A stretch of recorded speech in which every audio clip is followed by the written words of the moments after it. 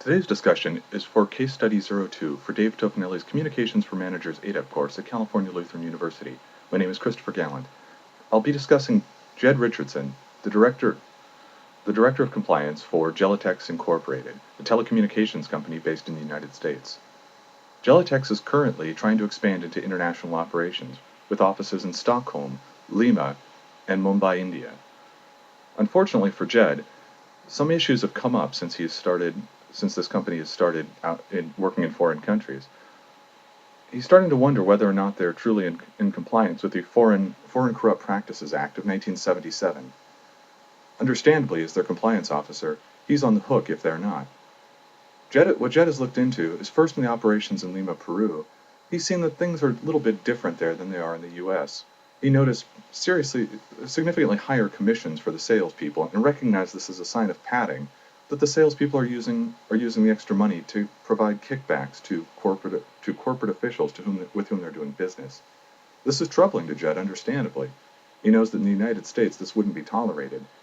When approached about it, the director at the Lima, Peru office told him that's simply how things are done there, and that may be true. Unfortunately, they also didn't keep records of this, or rather at least kept the records minimal. As far as FCPA compliance goes, there is a problem in not keeping the records. FCPA compliance requires that you can grease officials, that is to say government officials, to expedite a process, but you cannot use the money or goods or services provided to them to influence a decision or to gain an unfair business advantage. In this case, while they may not be bribing government officials, they're not keeping records of this, at least clear records. For that, the Department of Justice could come down on them. Jed has every right to be nervous about the Lima, Peru office. Over in Stockholm, Jed found another troubling practice. He found young people working in the office, or in some cases not working apparently, and when asked about it, the local office director told him that's simply how things are done because they're the children of they're the children of judges, officials, and regulators in Sweden. That is also troubling, and that could cause problems in the United States should it happen. The question is, though, is it really a good or a service, or are they simply employing these people's children? Of course, this is how things are done there. Also, apparently they're keeping records of this, so at least they're good on that count. Now, the question as to whether it violates Swedish law is another matter, but as far as FCPA, it could be a gray area. Enough of a gray area to worry about? Probably when Department of Justice is involved. The third office poor Jed had to investigate was in Mumbai, India. In Mumbai, they had kept scrupulous records of their transactions, paying off government officials to expedite the turning on of utilities such as electricity and water. The FCPA is lenient on this one and provides the room to, again, expedite this process. It appears they did that and kept good records of it. So it looks like Mumbai is actually the most compliant office. What troubles Jed is that there doesn't appear to be, or there may not be at least, any ethical guidelines for the company's international offices. The company has had guidelines for its U.S. operations since 1975. Naturally, though, he's concerned that the other divisions are operating under totally different standards. That does create a problem for him and for the company. Jed's got a couple options. He could simply look the other way and say, well, that's how things are done there.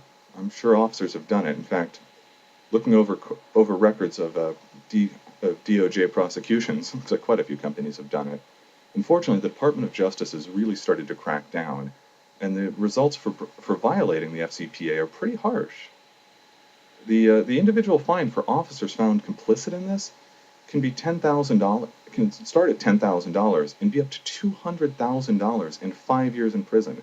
It's not even an or. You can get both.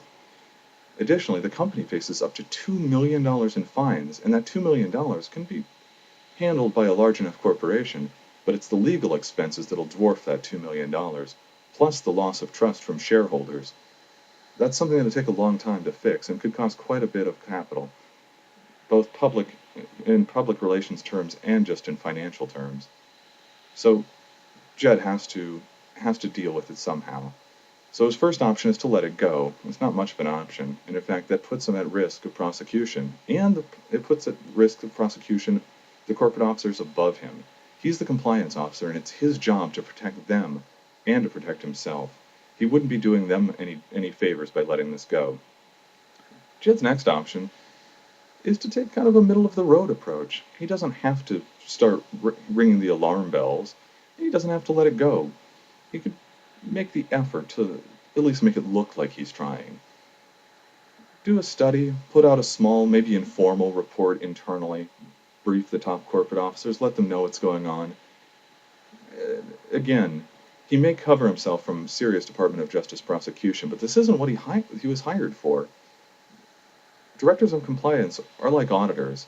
They've got a tough job, and that job sometimes puts them at odds with their coworkers. But that is what he, again, was hired to do. Jed has to look out for the people he works for, and he has to look out for himself. So that brings us to the third and final option. Jed has to actually take action. And in doing so, he's going to protect himself and the people he works for. He needs to set up a work group to start developing a code of ethics for international offices as well as the home office that is in compliance on all levels. Jed also needs to talk to the people above him and the people in the international offices and find out how they really are doing things, and to make sure they all understand the requirements of the FCPA, especially when it comes to documenting what they do. This isn't an option at this point. Obviously, the result of not doing this could be incredibly dire. Jed doesn't have an easy job ahead of him, but I think he knows what he has to do. At least I would hope so. I would hope if Jed were working for me that he'd do the right thing. Well, that's my discussion, and I hope it was enlightening for you. Looking up the FCPA was actually enlightening and strangely fun for me. I had no idea how involved that all was. Well, thank you very much for watching it.